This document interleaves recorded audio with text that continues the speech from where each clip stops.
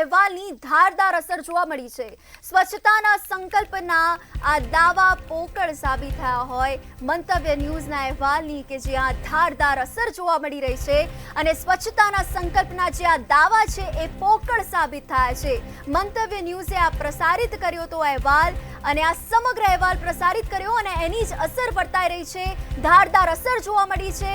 આ અહેવાલ પ્રસારિત કર્યા બાદ તંત્ર હવે સફાળું જાગ્યું છે।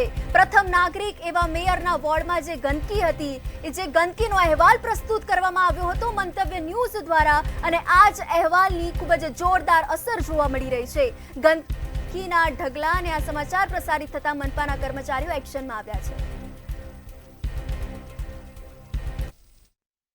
સૌથી પહેલા તો મંતવ્ય ન્યૂઝનો ખૂબ ખૂબ આભાર કે જેના થકી આજે વોર્ડ નંબર 4 ની અંદર આ કોર્પોરેશન જાગ્યું અને આજે સ્વચ્છતાની અભિયાન શરૂ થયું।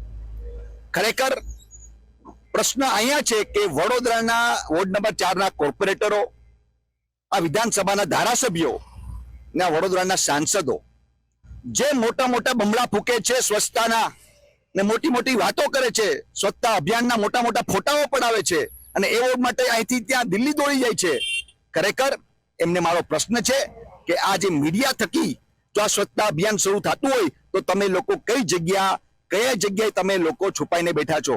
સ્વચ્છતાનો સંકલ્પ લેવાના દાવા પોકાર મંતવ્ય ન્યૂઝે બતાવ્યો અહેવાલ અને વડોદરા મહાનગરપાલિકા સ્થાયી સમિતિના અધ્યક્ષ કહેવાથી આવી હરકતમાં આપ સ્ક્રીન પર જોઈ રહ્યા છો કે મંતવ્ય ન્યૂઝે સ્વચ્છતાનો સંકલ્પના દાવા પોકાર આ અહેવાલ બતાવ્યો હતો। અત્યારે વડોદરા મહાનગરપાલિકા કાર્ય કરી રહી છે અને આ જે કાર્ય કરી રહી છે તો અહીંયા પશુઓ સ્વચ્છતા જોવા નીકળ્યા છે, એટલે રખડતા ઢોરો સ્વચ્છતા જોવા નીકળ્યા છે, પરંતુ વડોદરાના મેયર અને સ્થાનિક કાઉન્સિલર ક્યાં એવો નાગરિકો સવાલ પૂછી રહ્યા છે।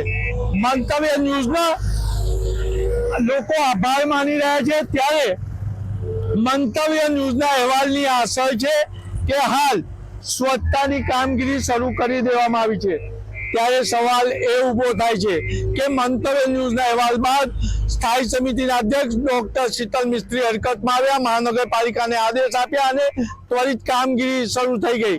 કામગીરી નિહાળવા રખડતા ઢોર એટલે પશુઓ આવ્યા, પરંતુ મેયર અને સ્થાનિક કાઉન્સિલરો હજુ પણ લાપતા છે। કેમેરામેન મિલિંદ મેલે સાથે નિલેશ બ્રહ્મભટ્ટ, મંતવ્ય ન્યૂઝ વડોદરા।